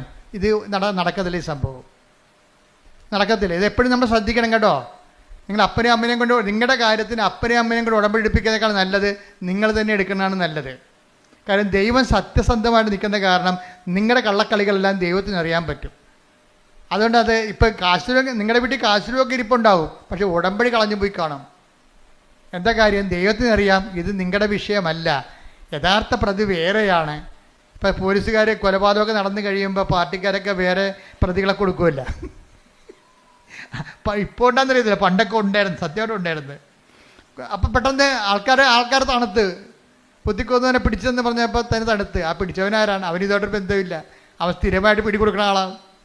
പക്ഷെ പത്രത്തെ പേര് വരും, അത് വരുമ്പോൾ പ്രതിയെ പിടിച്ചു.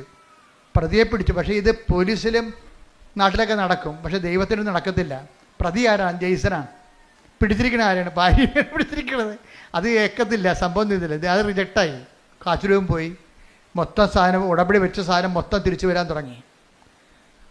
അപ്പോഴീ കൂട്ടുകാരൻ പക്ഷെ പറഞ്ഞപ്പോൾ ദൈവം ഇവരെ കൈവിടാഞ്ഞത് കൊണ്ട്, ദൈവം ഇതിൻ്റെ പിന്നിലുള്ളത് കൊണ്ട്, കൂട്ടുകാരൻ പറഞ്ഞപ്പോൾ തന്നെ ജെയ്സന് പെട്ടെന്ന് കത്തി.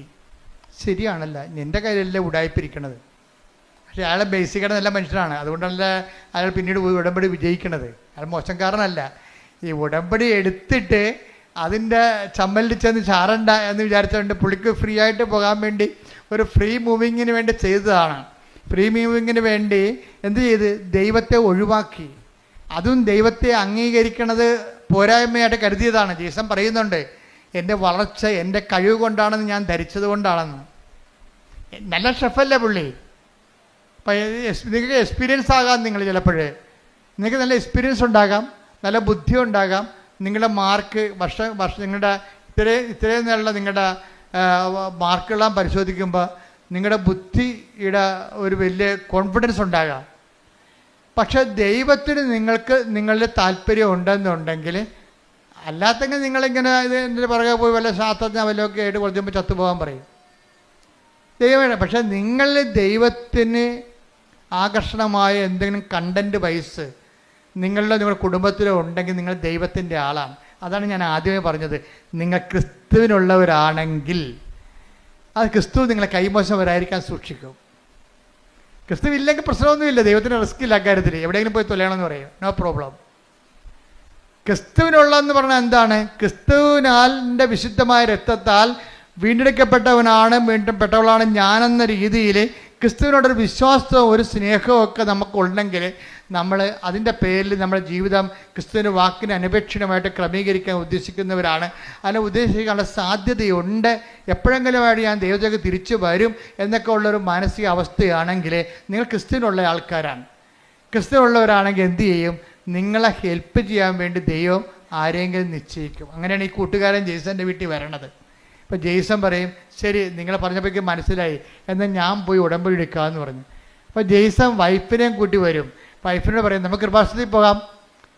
അപ്പോൾ വൈഫ് ചോദിക്കും, എന്തിനാ? അല്ല ഉടമ്പടി എടുക്കാൻ. അല്ല അത് ഞാൻ എടുത്തോളാം, നീ എടുക്കണ്ട. അപ്പോൾ വൈഫ് ചോദിക്കും, നിങ്ങളെടുക്കുക? അച്ഛൻ പറഞ്ഞ് കേട്ടിട്ടില്ലേ, ആലപ്പുഴ വന്ന് പണി മേടിക്കരുതെന്ന്. നിങ്ങളെടുക്കുക. അപ്പോൾ എടുക്കാമെന്ന് പറഞ്ഞപ്പോൾ ഇയാൾ തീരുമാനം എടുക്കാമെന്നുള്ള തീരുമാനം എടുത്തിട്ട് എന്താ ചെയ്യണമെന്നറിയാവോ? എടുത്തിട്ട് ഉടമ്പടി എടുത്തു കഴിഞ്ഞിട്ട് ജെയ്സൺ പറയും, എൻ്റെ ലൈഫ് രണ്ടായി മാറുകയാണ്. എന്താണ്? ഉടമ്പടിക്ക് മുമ്പും ഉടമ്പടിക്ക് ശേഷവും. ഞാൻ ആദ്യം ചെയ്തത് ഞായറാഴ്ച എൻ്റെ കട പൂട്ടിയെന്ന് പറഞ്ഞു. അതാണ് തീരുമാനം. അതായത് നല്ല ടൂറിസ്റ്റ് സ്പോട്ടിൽ ആവശ്യത്തിന് കാശ് കിട്ടുന്ന കടയാണ്. ഞായറാഴ്ച ഞാൻ എൻ്റെ കട അടച്ചു, അതിൽ നിന്ന് കിട്ടുന്ന പൊന്നാണെങ്കിലും വേണ്ടെന്ന് വെച്ചു. അപ്പോൾ തന്നെ തീരുമാനം കറക്റ്റായില്ലേ? അപ്പോൾ എന്താ പ്രശ്നം വെച്ചാൽ ദൈവത്തിനെ ബോധ്യപ്പെടുത്തുകയാണ് നമ്മുടെ ഉദ്ദേശം. എനിക്ക് ഞായറാഴ്ച നിൻ്റെ കുർബാനയും അതുപോലെ തന്നെ നിൻ്റെ ശുശ്രൂഷകളും മുടങ്ങിയിട്ട് ഉണ്ടാക്കുന്ന കാശ് എനിക്ക് വേണ്ട, എനിക്ക് കിട്ടുന്ന സമ്പത്തിനൊക്കെ വലുതാണ് നീ എന്നുള്ള രീതിയിൽ ദൈവത്തിനൊരു വിശ്വാസത്തിലെടുത്ത് ഞാൻ കഴിഞ്ഞ ദിവസങ്ങളിൽ നിങ്ങളുടെ ഈ ലിവിങ് ബ്രെഡിൽ പറഞ്ഞായിരുന്നു, ഡെയിലി ബ്രെഡിൽ എന്താണ് ദൈവവിശ്വാസ ജീവിതത്തിൻ്റെ റിസ്ക് എന്താണ്? ഒന്നാമത്തെ റിസ്ക് എന്ന് പറയുന്നത് നമ്മൾ ദൈവത്തിൽ വിശ്വസിക്കുന്നു എന്നുള്ളത് ദൈവത്തെ വിശ്വസിപ്പിച്ചെടുക്കുന്നതാണ് റിസ്ക്. മനസ്സിലായില്ലേ? ദൈവവിശ്വാസ ജീവിതത്തിൻ്റെ റിസ്ക് എന്താണ്? നമ്മൾ ദൈവത്തിൽ വിശ്വസിക്കുന്നു എന്നുള്ളത് ആദ്യം എന്ത് ചെയ്യണം? ദൈവത്തെ വിശ്വസിപ്പിച്ചെടുക്കണം. ഇത് നിങ്ങൾ ട്രൈ ചെയ്യുകയാണെങ്കിൽ എന്താ കാര്യം വെച്ചാൽ ദൈവത്തിൻ്റെ ഒരു മൈൻഡ് സെറ്റ് ഞാൻ മനസ്സിലാക്കിയെടുത്തോളൂ, മനുഷ്യന്മാരുടെ വിശ്വാസത്തിൽ വിശ്വാസമില്ലാത്ത ആളാണ്. യോഹന്നാൻ 2:24 എടുത്ത് ശ്രുതിക്കട്ടെ. ഹല്ലേലൂയ ഹല്ലേലൂയ ഹല്ലേലൂയ ഹല്ലേലൂയ. യേശുവേ നന്ദി, യേശുവേ സ്തുതി. ഹല്ലേലൂയ ഹല്ലേലൂയ. യോഹന്നാൻ 2:24. യോഹന്നാൻ 2:24. യേശു ആകട്ടെ അവരെ വിശ്വസിച്ചില്ല, അവരിൽ വിശ്വസിച്ചില്ല, കാരണം അവൻ അവരെയെല്ലാം അറിഞ്ഞിരുന്നു. ഇതാണ് കുഴപ്പം. ഈ കുഴപ്പം കിടക്കുന്ന കാലം നമ്മൾ തലകുത്തി മറിഞ്ഞാലും ദൈവം ഏക്കത്തില്ല. നമ്മൾ എങ്ങനെ വിശ്വസിക്കണം എന്ന് പറഞ്ഞാലും ഇനി ഉമ്പ് കളിച്ച് ദൈവത്തിനടുത്ത് ചെന്നാലും ഉരുളി നേർച്ച നടന്നാലും പറയും ഞാൻ അക്സെപ്റ്റ് ചെയ്യണില്ലെന്ന് പറയും. ഇതിൻ്റെ ദൈവവിശ്വാസ ജീവിതത്തിൽ ഏറ്റവും വലിയ റിസ്ക് എന്ന് പറയണത് നമ്മൾ ദൈവത്തെ വിശ്വസിക്കുന്നു എന്നുള്ളത് ദൈവത്തെ വിശ്വസിപ്പിച്ചെടുക്കുകയാണ്. അതാണ് ഇതിനകത്ത് ഏറ്റവും വലിയ റിസ്ക് ഞാൻ നോക്കിയിട്ട് കാണുന്നത്. ജെയ്സൺ ഈ റിസ്കിൽ ആദ്യഘട്ടം വിജയിക്കുകയാണ്. എന്താണ്? കട പൂട്ടി. ഞായറാഴ്ചയും കടവുള്ള ദിവസങ്ങളിലും കർത്താവിൻ്റെ ദിവസമായിട്ട് ആചരിക്കേണ്ടതല്ലേ, അതുകൊണ്ട് ആ ലാഭം വേണ്ടെന്ന് അവൻ തീരുമാനിച്ചു. അപ്പോൾ തന്നെ ആദ്യത്തെ ഇൻസ്റ്റാൾമെൻറ്റായി ദൈവത്തെ നമ്മുടെ വിശ്വാസത്തിൽ എടുക്കുന്നതിലെ ആദ്യത്തെ ഇൻസ്റ്റാൾമെൻറ്റായി. കാര്യം നമ്മൾ കോൺക്രീറ്റായിട്ട് ആ വിഷയത്തിൽ സ്റ്റെപ്പ് എടുത്തല്ല, ഡെഫിനിറ്റ് സ്റ്റെപ്പ് എന്ന് പറയും. കോൺക്രീറ്റ് ആൻഡ് ഡെഫിനിറ്റ് സ്റ്റെപ്പ് ദൈവത്തെ വിശ്വസിപ്പിക്കുന്നതിൽ കഴിഞ്ഞ ദിവസങ്ങളിൽ ഞാൻ പറഞ്ഞപ്പോൾ എനിക്ക് ഏറ്റവും ഇഷ്ടപ്പെട്ടത് ലിവിങ് ബ്രെഡ് നിങ്ങൾ കാണുന്നില്ലേ, എല്ലാ ദിവസവും ഉണ്ട്. അച്ഛൻ്റെ കൂടെ പ്രത്യക്ഷീകരണ പ്രാർത്ഥന ചെല്ലാനുള്ളൊരു അവസരമാണത്. ആ ഡെയിലി ബ്രെഡ് അതാ ദിവസത്തുള്ള വിഷയങ്ങൾ സമർപ്പിച്ച് പ്രാർത്ഥിക്കും. ഇപ്പം ജെയ്സൺ തന്നെ ഒരു ദിവസം രാവിലെ എഴുന്നേറ്റപ്പോൾ രാത്രി കിടന്നപ്പോൾ അദ്ദേഹം പറഞ്ഞു നാളെ ഇൻ്റർവ്യൂ ആണ്, അച്ഛൻ്റെ ഡെയിലി ബ്രെഡ് അനുഗ്രഹ പ്രാർത്ഥന കണ്ടുകൊണ്ട് ഞാൻ വരും, എനിക്ക് വേറെ ആസ്തിയൊന്നുമില്ല. ഡൽഹിയിലാണ് ഇൻ്റർവ്യൂ, ഷെഫിൻ്റെ ഇൻ്റർവ്യൂ.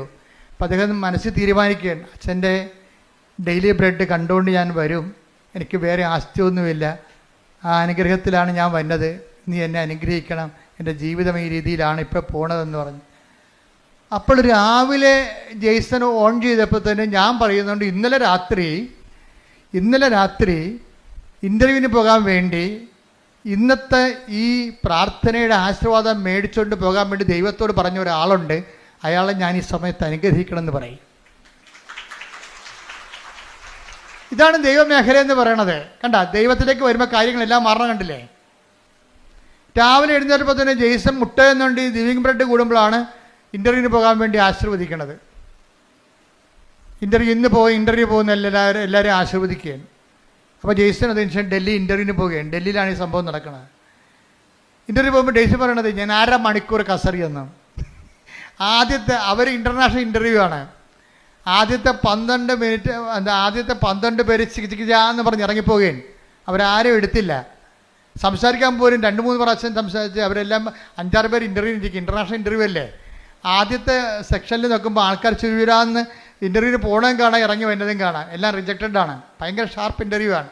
ഞാൻ ചെന്നതിന് ശേഷം എന്നോട് അവരൊന്നും പറഞ്ഞില്ല, എന്നോട് സംസാരിക്കാൻ അനുഭവിച്ചു. ഞാൻ 1/2 മണിക്കൂർ സംസാരിച്ചെന്ന്. ചോദിക്കുന്ന എല്ലാത്തിനും മറുപടി പറഞ്ഞു. എന്നിട്ട് എല്ലാത്തിനും മറു പറയുകയും ചെയ്തും എല്ലാം കഴിഞ്ഞ പറഞ്ഞു യു ആർ സെലക്റ്റഡ് എന്ന്. അപ്പോൾ ദൈവമേഖല ഒരു മനുഷ്യൻ്റെ ജീവിതം തീർന്നിട്ട് തിരിച്ചു വന്ന കണ്ടില്ലേ? തീർന്നിട്ട് തിരിച്ചു വരികയാണ്. അപ്പം തീർന്നെന്ന് വിചാരിക്കുമ്പോൾ തീർന്നെന്നല്ല, ശരിക്കും പറഞ്ഞാൽ ദൈവത്തിലേക്കുള്ള തിരിച്ചു വരവാണ്. കൈയടിക്കട്ടെ, സ്തുതിക്കട്ടെ.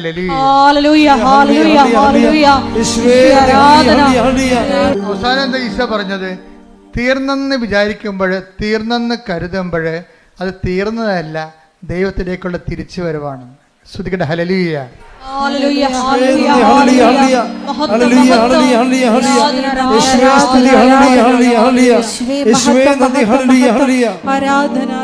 അപ്പൊ ജെയ്സന്റെ കാലം എന്താ വെച്ച് കഴിഞ്ഞാൽ, ജെയ്സന്റെ ഈ ഉടമ്പടി എടുത്തതിന് ശേഷം ഈ മനുഷ്യൻ പരിശുദ്ധാത്മാവ് നിറഞ്ഞിട്ട് പിന്നെ ഞാൻ പറഞ്ഞ തിരക്കി പിടിച്ച് നടന്ന് ഉപവിപ്രവർത്തനങ്ങൾ ചെയ്യാൻ.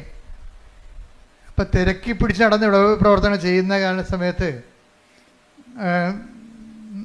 നാട്ടുകാരും വീട്ടുകാരും ചോദിക്കും നിനക്കെന്ത് സംഭവിച്ചെന്ന് ചോദിക്കണത്. കാര്യം നല്ല ടൂറിസ്റ്റ് സ്പോട്ടിൽ കടയം അടച്ചിട്ടിട്ട് ഇവൻ കർത്താവിൻ്റെ ജോലി ചെയ്തുകൊണ്ട് നടക്കുകയും ഈ ഞായറാഴ്ച മുഴുവനും അല്ലാത്ത ദിവസം കിട്ടുന്ന സമയത്തെല്ലാം ആ കുടുംബത്തിലുള്ള 10-20 പേരെ കൊണ്ടുവന്ന് ഉടമ്പടി എടുപ്പിച്ചു. ജെയ്സൺ പറയണത് അവിടെ മുമ്പിൽ എനിക്ക് കിട്ടിയ അനുഗ്രഹങ്ങളല്ല സാക്ഷ്യം, ഞാൻ തന്നെയാണ് സാക്ഷ്യമെന്ന്. അതായത് എനിക്ക് കിട്ടിയ അനുഗ്രഹങ്ങൾ കണ്ടിട്ടല്ല അവർ ഉടമ്പടി എടുത്തത്. എന്താണ്? എനിക്കുണ്ടായ മാറ്റം കണ്ടിട്ടാണെന്ന്. ഞാൻ തന്നെയാണ് സാക്ഷിയെന്ന്. അതായത് ഉടമ്പടി ഒരു വ്യക്തിക്കുണ്ടാക്കുന്ന മാറ്റങ്ങളെ. അവനിപ്പോൾ അശുദ്ധ സംഭാഷണങ്ങളില്ല, എല്ലാവരോടും സ്നേഹമായി പെരുമാറും, സഹായിക്കേണ്ടവരെ തിരക്കി പിടിച്ച് നടന്ന് സഹായിക്കും, സുവിശേഷ വേല ചെയ്യുന്നതിന് കൊതിയോടും ആർത്തിയോടും കൂടി നടന്ന് സുവിശേഷ വേല ചെയ്യാൻ. അപ്പോൾ പെട്ടെന്ന് ജേസൻ്റെ മനസ്സിൽ മാതാവ് ഒരു കാര്യം കാണിച്ചു. കാര്യം പരിചയമുള്ള രണ്ട് ഒരു ഭാര്യയും ഭർത്താവും പിരിഞ്ഞ് താമസിക്കാൻ. കാര്യം അവർ പ്രണയിച്ച് കല്യാണം കഴിച്ചവരാണ്. പക്ഷേ ഇപ്പം കണ്ട തമ്മിൽ കുത്തിക്കൊല്ലും. ഭർത്താവ് ഭാര്യയെ കൊല്ലാൻ നടക്കുകയാണ്. അപ്പോൾ നിങ്ങൾക്ക് എപ്പോഴും ഓർത്തന്നെ പ്രണയമൊക്കെ പറഞ്ഞ് ഭ്രാന്തി പിടിച്ച് നടക്കുന്ന ആൾക്കാർ ഓർക്കുക. അതിപ്പോഴത്തെ ഒരു ആവേശമാണ്. ആവേശം കെട്ടടങ്ങി കഴിയുമ്പോൾ നിങ്ങൾ ആരാണെന്നൊക്കെ മനസ്സിലായി, അവരാരാണെന്ന് മനസ്സിലാക്കി കഴിഞ്ഞാൽ ഇതിൻ്റെ അത്ര കുന്തോ ഇല്ല. ശരിക്കും പറഞ്ഞാൽ ഇപ്പം കൊല്ലാൻ നടക്കുകയാണ്. പണ്ട് അവരെ കെട്ടിക്കാത്തവരെ കൊല്ലാൻ നടന്ന പാർട്ടിയാണ് ഇപ്പം തന്നെത്താൻ തമ്മിൽ കൊല്ലാൻ നടക്കുകയാണ്. അപ്പോൾ ജെയ്സനോട് മാതാവ് പറഞ്ഞ് അവരെ ഒന്ന് പോയി കാണാൻ പറഞ്ഞു. കാര്യം ഭർത്താവ് ഇടയ്ക്ക് നിന്ന് ഭാര്യ 35 വയസ്സ് അവർക്കുള്ളത് പേടിച്ച മറ്റേ മരുമകൻ്റെ വീട്ടിൽ പോയി താമസിക്കുകയാണ്. മരുമകൻ്റെ വീട്ടിൽ പോയി താമസിക്കുകയാണ്. അപ്പോൾ അത്രയും വിഷമത്തിലാണ് അവർ താമസിക്കുന്നത്, സങ്കടപ്പെട്ട് താമസിക്കുകയാണ്. അപ്പം പല ആൾക്കാരും പോലീസും പാർട്ടിയും പള്ളിയൊക്കെ ഇടപെട്ടിട്ട് ഈ വിഷയത്തിൽ തീരുമാനമില്ല. ഇപ്പം ജെയ്സൻ്റെ ദൈവത്തിന് ഈ ഉപവിപ്രവർത്തനം സുവിശേഷ പ്രവർത്തനം എന്നൊക്കെ പറയണതേ, ദൈവം എപ്പോഴും നോക്കണത് പ്രൊഫഷണലി തയ്യാർ ഓക്കെയാണോ, അവർക്കത് ചെയ്യാൻ ബാധ്യത ഉണ്ടായിട്ട് അവർ ചെയ്യണതല്ല കാര്യം. മറിച്ച് അവർക്കതൊരു വിളി ഉണ്ടാകണം. വിളിയും ബാധ്യതയും രണ്ടും രണ്ട് കാര്യങ്ങളാണ്. ഇപ്പം ഞാൻ കടലോരത്തൊരു അനക്കം ഉണ്ടായി ഓടിച്ചെല്ലും. എന്താ കാര്യം? അതിൻ്റെ വിളിയാണ്. ഞാൻ തുടങ്ങിയത് അവിടുന്നാണ്. ഞാൻ അവിടെ നിന്നാണ് കടലിൽ നിന്നാണ് തുടങ്ങിയത്. അതിൻ്റെ വിളിയാണ്. ആര് കടലും തിരക്കില്ല, ഞാൻ പോയി തിരക്കും. കാര്യം ഞാനൊരു ഓഫീസിൽ ഇരിക്കുന്നത് കൊണ്ടല്ല ഞാൻ തിരക്കണത്. ചിലർക്ക് ഓഫീസ് കൊടുത്താൽ മാത്രമേ അവരതിൻ്റെ അകത്ത് വരും. ഇപ്പോൾ വില്ലേജ് ഓഫീസർ വരും, തഹസിൽദാർ വരും. ബിക്കോസ് അവർക്ക് അതിൻ്റെ ഓഫീസുണ്ട്, അതുകൊണ്ട് വരുന്നതാണ്. ആ ഓരോ ഓഫീസില്ലെങ്കിൽ ഞാൻ പോകും. എന്താ കാര്യം? അത് വിളി വേറെ, ബാധ്യത വേറെ. ബാധ്യത എന്ന് പറഞ്ഞാൽ നമുക്കിട്ട് തന്നെ ഒരു ഒഫീഷ്യാലിറ്റി ഉള്ളതുകൊണ്ട് നമുക്കൊരു ബാധ്യത ഉണ്ടാകും. വിളി വേറെയാണ്. ഉപവി എന്നൊക്കെ പറയുന്നത് ഒരു വിളിയാണ്. ഇപ്പോൾ ജെയ്സനെ സംബന്ധിച്ചിടത്തോളം വിളിയാണിത്. കാര്യം ഒരു വ്യക്തി, ക്രിസ്തു വിവാഹിയായ വ്യക്തി പ്രത്യേകിച്ച്, അവർ പിരിഞ്ഞ് താമസിക്കുക പാപത്തിൻ്റെ മേഖലയിലാണ് അവർ താമസിക്കുന്നത്. അപ്പോൾ തമ്മിൽ കണ്ട കൊല്ലാൻ നടക്കുന്ന ആൾക്കാരെ എങ്ങനെ യോജിപ്പിക്കാൻ എല്ലാവരും പരാജയപ്പെടുകയാണ്. കാര്യം ആ മിഷണറി അവിടെ വർക്ക് ചെയ്യുന്നില്ല. അപ്പോൾ ജെയ്സ എന്താ ചെയ്യുകയെന്ന് വെച്ച് കഴിഞ്ഞാൽ, ഇവിടുന്ന് കിട്ടിയ ധ്യാനത്തിൻ്റെ പശ്ചാത്തലത്തിൽ പുള്ളിക്കാരൻ വചനം തുറന്നിട്ട്, മാതാവേ ഞാനിതിന് പോകണോ വേണ്ടയോ എന്ന് ചോദിക്കും. എന്നിട്ട് കണ്ണടച്ചിട്ട് ബൈബിൾ കുത്തിവെക്കും. കുത്തി നോക്കുമ്പോൾ ബൈബിൾ നോക്കുമ്പോൾ മറിയം എലിസബത്തിൻ്റെ വീട്ടിൽ പോണത് കാണും. അപ്പം നമ്മൾ ദൈവത്തെ അന്വേഷിച്ചാൽ എന്താണ്? ദൈവം സമീപസ്ഥനാണ്. ദൈവത്തെ അന്വേഷിക്കുന്നവർക്ക് അവിടെ നിന്ന് സങ്കീർത്തനം 145:18 തന്നെ വിളിച്ചപേക്ഷിക്കുന്നവർക്ക്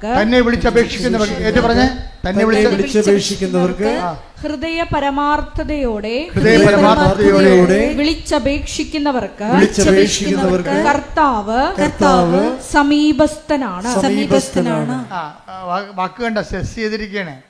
തന്നെ വിളിച്ചപേക്ഷിക്കുന്നവർക്കല്ല, പിന്നെ ആർക്കാണ്? ഹൃദയ പരമാർത്ഥതയോടെ. അല്ലെങ്കിൽ ഇപ്പം നിങ്ങൾ ഉടനെ പോയിട്ട് അപ്പം തന്നെ എന്നാൽ അച്ഛൻ പറഞ്ഞല്ലേ എന്നാൽ കുത്തിയേക്കാന്ന് ചെയ്തിട്ട് കണ്ണ് ബാബാ അടിച്ചിട്ട് കുത്തും, ബൈബിളും കീറിപ്പോവും. അതെന്താ കാര്യം? ഹൃദയ പരമാർത്ഥതയുള്ള ടെസ്റ്റ് ചെയ്യാൻ വേണ്ടിയാ, ഒക്കുവോ നോക്കാൻ വേണ്ടി.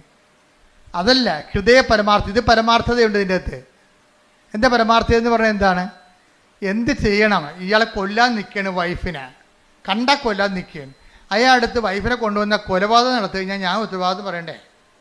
അപ്പോൾ അത് ദൈവം ആഗ്രഹിക്കുന്നുണ്ടോ എന്ന് ചോദിച്ചിട്ട് വിശ്വാസപ്രമാണം ചൊല്ലിട്ട് ബൈബിള് കൈവെക്കുമ്പോൾ കാണുന്നത് മറിയം എലിസബത്തിൻ്റെ വീട്ടിലോട്ട് പോണതാണ്. അപ്പോൾ മനസ്സിലായി, നേരെ ഈ മനുഷ്യൻ ഈ ഭർത്താവിൻ്റെ അടുത്ത് കൊല്ലാൻ നിങ്ങളുടെ ഭർത്താവിൻ്റെ അടുത്ത് ചെല്ലും. ചെന്നിട്ട് നേരെ സംസാരിക്കും. കർത്താവിനാൽ അയക്കപ്പെട്ടവനായിട്ട് സംസാരിക്കും. കർത്താവിനാൽ അയക്കപ്പെട്ടവൻ സംസാരിച്ച് കഴിഞ്ഞാൽ ആളെ പെട്ടെന്ന് ഫ്ലാറ്റാകും. പിശാചിൻ്റെ പരിപാടി അതാണല്ല. കർത്താവിനെ കണ്ടു കഴിയുമ്പോൾ അവൻ പതുങ്ങത്തില്ലേ? ചൈതന്യം കാണുമ്പോൾ പതുങ്ങില്ല. അപ്പോൾ ഉടനെ അയാൾ പതുങ്ങി. അയാൾ പറഞ്ഞ് എനിക്ക് പ്രശ്നങ്ങളൊന്നുമില്ല, പക്ഷെ ഞങ്ങൾ തമ്മിൽ ഒരിക്കലും യോജിക്കാൻ പറ്റാത്ത അകന്ന് പോയെന്ന് പറയും. അപ്പോൾ ജേസൻ പറയും, ഒരു ശരി നിങ്ങൾ എൻ്റെ കൂടെ വാ, ഞാൻ നിങ്ങളെ കൊണ്ടുപോകാമെന്ന് പറയും. അപ്പോൾ അങ്ങനെ കൊണ്ടുപോയി വൈഫിൻ്റെ വീട്ടിൽ കൊണ്ടുപോകും. വൈഫിൻ്റെ വീട്ടിൽ കൊണ്ടുപോയി ഈ ഇത്തരം കൊല്ലാനിരിക്കണ ഭർത്താവിനെ വൈഫിൻ്റെ വീട്ടിൽ നേരത്തെ കൊണ്ടുവരികയാണ്.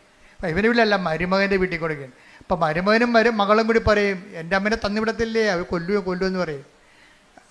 അപ്പം ജെയ്സൺ പറയും, മാതാവ് വിളിച്ചിട്ടാണ് വരുന്നത്, കൊല്ലട തിന്നട ജീവിക്കുക, അപ്പം അമ്മ ജീവിപ്പിക്കുമെന്ന് പറയും. അപ്പം ആ വിഷയത്തിൽ കൃത്യമായ മറുപടിയാണ് പറയണത്.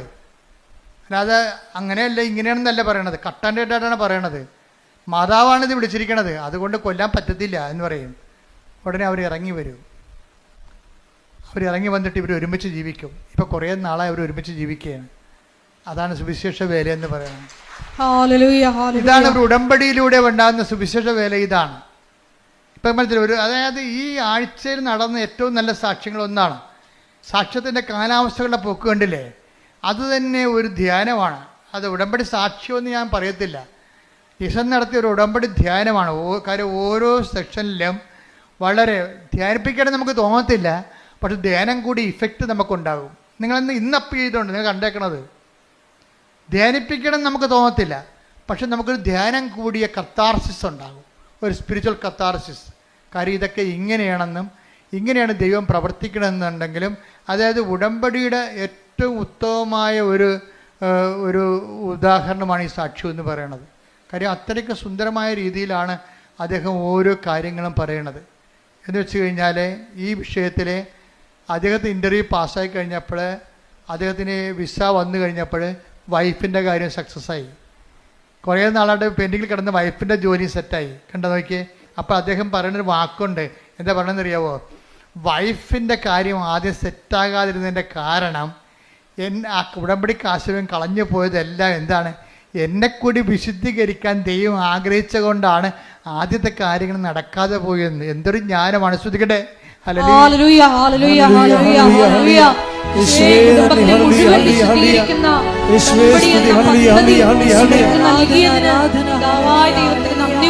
പരിശുദ്ധ പരമ ദിവ്യകാരുണ്യത്തിന്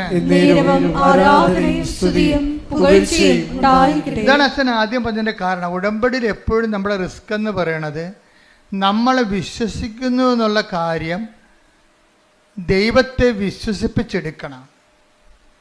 അതിനാണ് ഞാൻ നിങ്ങളോട് പറയുന്നത്, നിങ്ങൾ വെയിലത്തോ മഴയത്തോ എപ്പോഴാണ് ഈ പത്രമൊക്കെ കൊണ്ട് കൊടുക്കണം. പേരപ്പിക്കാൻ വേണ്ടി കൊടുക്കുകയെ ചില ആൾക്കാർ, അവിടെയും കൊടുത്ത് അവിടെയും കൊടുത്ത് ഇവിടെയും കൊടുത്ത് എത്ര പെട്ടെന്ന് ആ 18 നമ്മുടെ ഉത്തരവാദിത്തം തീർന്നു.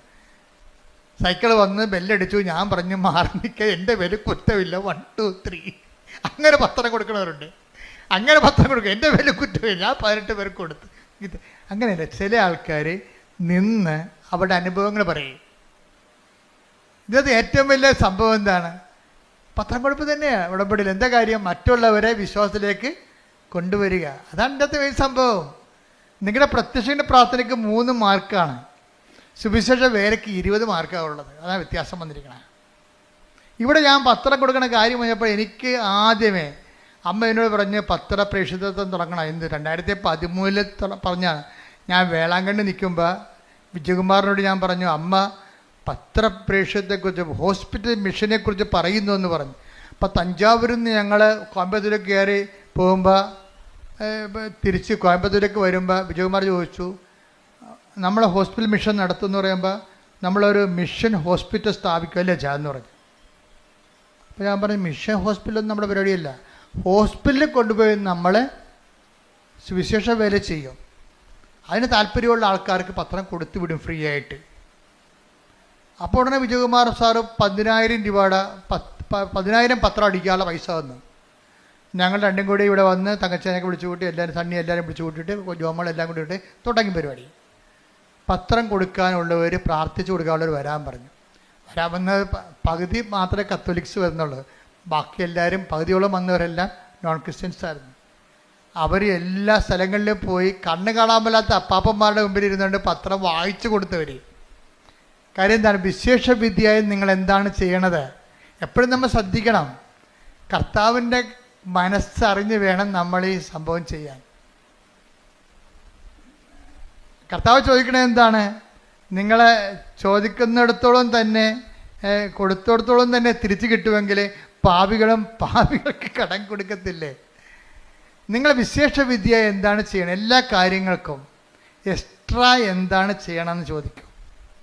അതുപോലെ തന്നെ ഉടമ്പടിയിലുള്ള ദൈവത്തിൻ്റെ മനസ്സറിഞ്ഞ് വേണം ഉടമ്പടി ചെയ്യാൻ. എക്സ്ട്രാ എന്താണ് ചെയ്യണത്? ഇവിടുന്ന് പറയണ കാര്യങ്ങളല്ല. നിങ്ങൾ ദൈവത്തെ കണ്ടെത്തി കഴിയുമ്പോൾ, ദൈവത്തിൻ്റെ കൃപയിൽ അഭിഷേകം കിട്ടിക്കഴിയുമ്പോൾ, നിങ്ങൾ ദൈവത്തിന് വേണ്ടി ചെയ്യുന്ന തനത് പ്രേക്ഷിത പ്രവർത്തനങ്ങളുണ്ട്. അതാണ് നിങ്ങൾ രക്ഷപ്പെടുത്തത്തുള്ളത്. എന്ന് വെച്ച് കഴിഞ്ഞാൽ പെട്ടെന്ന് സ്പീഡാപ്പാണ് തനത് പ്രേക്ഷിത പ്രവർത്തനങ്ങൾ. പ്രാർത്ഥിക്കുക, കർത്താവായ ദൈവമേ, ഇവിടുന്ന് പറഞ്ഞത് കൂടാതെ എന്റേതായിട്ടുള്ള സ്വന്തമായി ദൈവം എന്നിൽ നിന്ന് ആഗ്രഹിക്കുന്നത് കണ്ട് മനസ്സിലാക്കി നടപ്പിൽ വരുത്തുവാൻ എനിക്ക് പ്രത്യേക അഭിഷേകം നൽകണമേ. ശ്രുതികടേ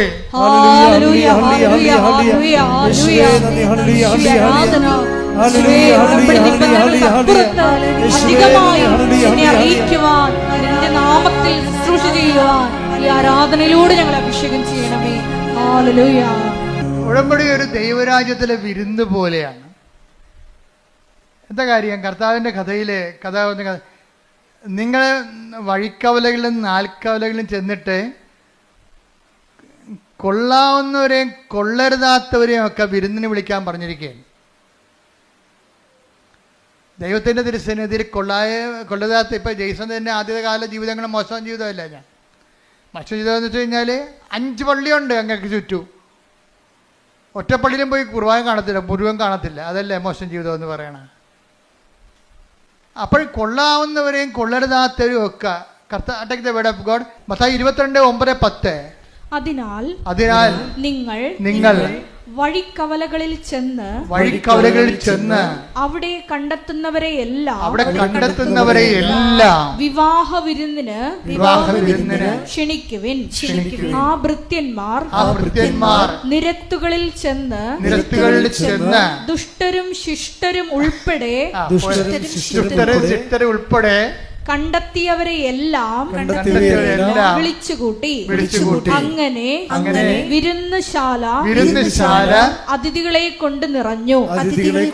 വിരുന്നുശാല നിറഞ്ഞിരിക്കണം, കണ്ടില്ലേ? അതിഥികളെ കൊണ്ട് കൊള്ളരുതാത്തവരും കൊള്ളരുതാത്തവരും എല്ലാം ഉണ്ട് വിരുന്നുശാല. പക്ഷെ ഒരു പ്രശ്നമുണ്ട്.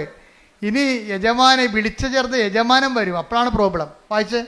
അതിഥികളെ കാണാൻ രാജാവ് എഴുന്നള്ളിയപ്പോൾ വിവാഹ വസ്ത്രം ധരിക്കാത്ത കിടക്കുന്ന ചട്ടിങ്കലോ. എന്താ കാര്യം?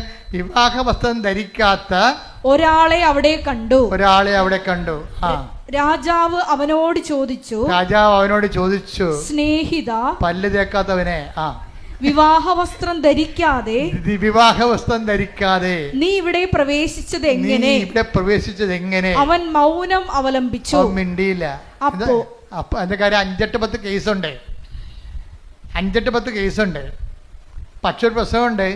ഇതിൽ നിന്ന് തൽക്കാലം കേസിലും ജാമ്യത്തിനായിട്ട് ഉടമ്പടി ചെയ്തിരിക്കണത്. പക്ഷെ മനസ്സിരിപ്പ് എന്താണ്?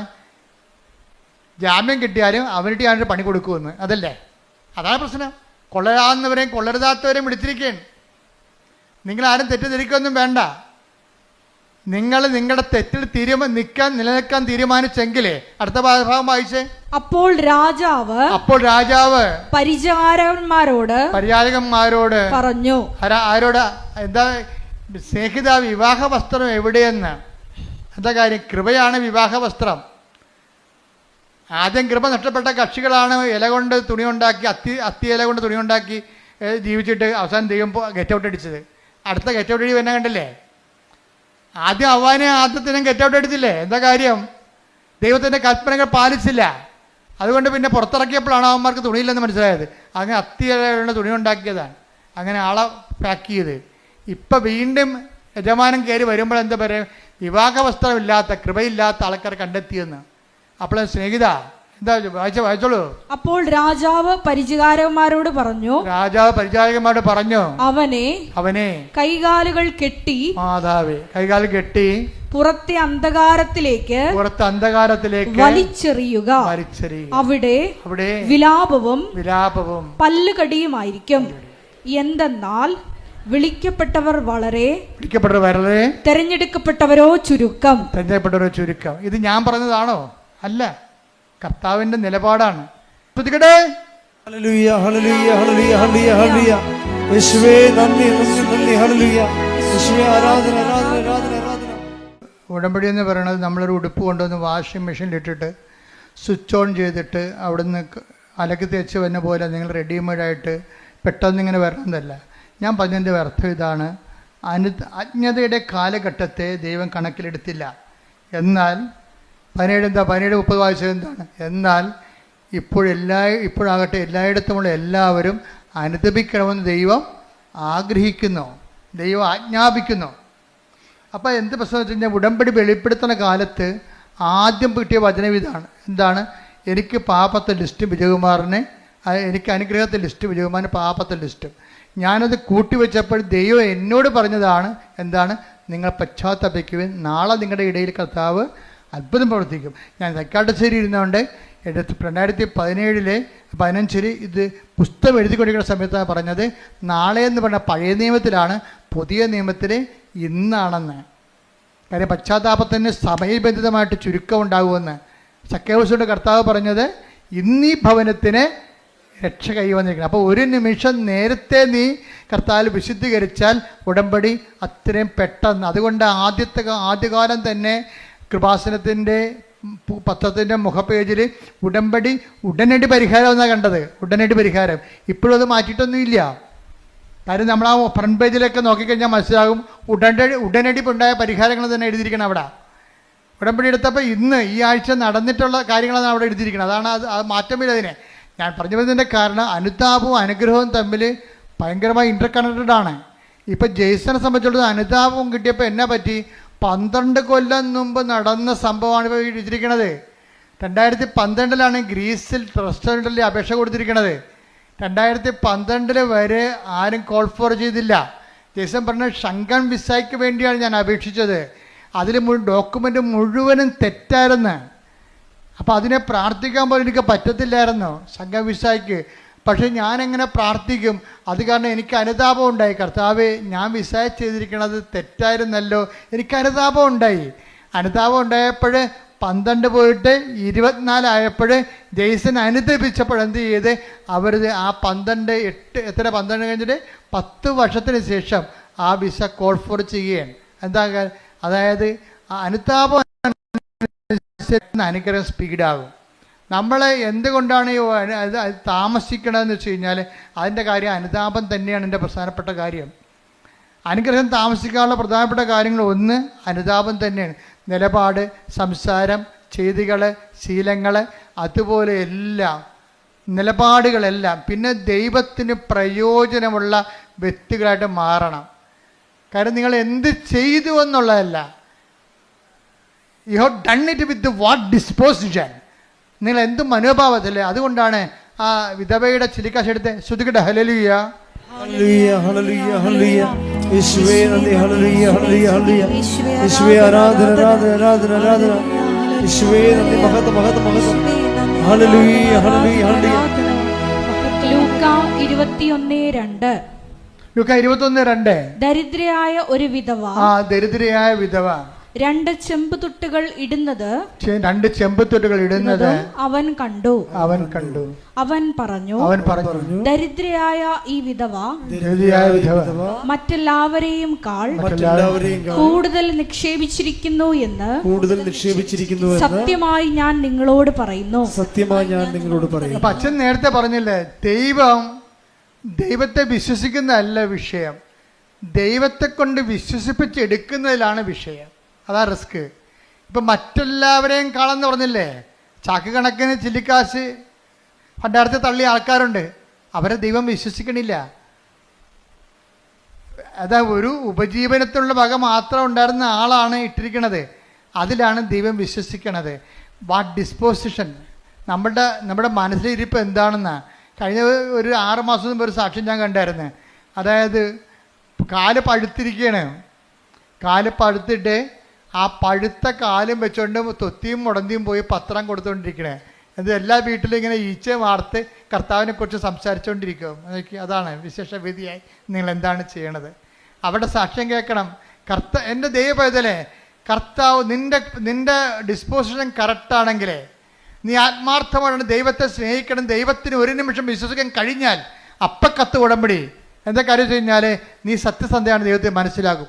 ഉടമ്പടി വിശ്വാസത്തെക്കാൾ ഉപരി വിശ്വസ്തയുടെ പദ്ധതിയാണ്. കൈയടിക്കട്ടെ, ശ്രദ്ധിക്കട്ടെ.